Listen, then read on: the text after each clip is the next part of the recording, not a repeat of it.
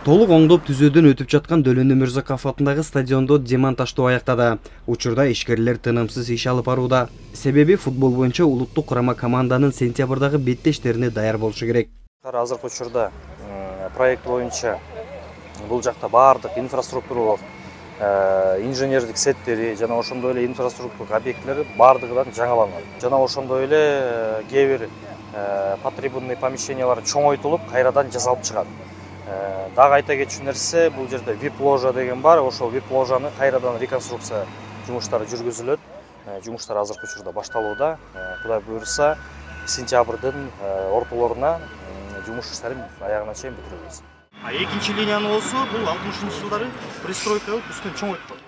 Стадиондун футбол аянтчасына гибриддик чөп өстүрүлөт. Ошондой эле бардык отургучтар алмаштырылат. Жеңил атлетикага атайын 9 чуркоочу жол, аянтчалар жана мекеменин башкы инфраструктурасы оңдолот. Бул жагы новый забор бул.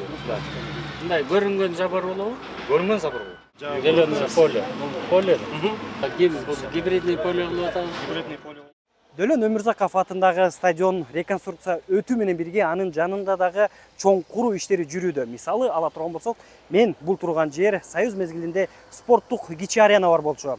Бирок эгемендүүлүктү алгандан бери каралбай калган. Дерлик анын жээгиндеги Тоголок Молдо көчөсүнүн жээгинде кафе-ресторандар дагы салып кеткен. Быйыл да ушул кафе-ресторандардын бардыгы алынып, бул жерге жаңы көп функционалдуу спорттук комплекс курулуп жатат. Баарыбызга жакшы билгендей, эски арена бар болчу. Эски аренанын ордуна демонтаж иштери жүргүзүлүп, анын ордуна заманбап спорт аренасы курулуп жатат. Бияка дейин 5000 кишилик арена болот. Эгерде чоң турнирлер өткөзүп калсак, жана трансформация кылып туруп, күрөш оюндарын өткөзсөк болот. Кичи аренанын курулушуна жалпы 500 миллион сом жумшалат. Ал ушул жылдын аягына чейин бүтөт. Арена көп функционалдуу болуп, волейбол, баскетбол, кичи футбол, күрөш жада калса концерттерди дагы өткөрүүгө ылайыкталган. Телегайталиев, Руслан Бараненко, ЛТР, Бишкек.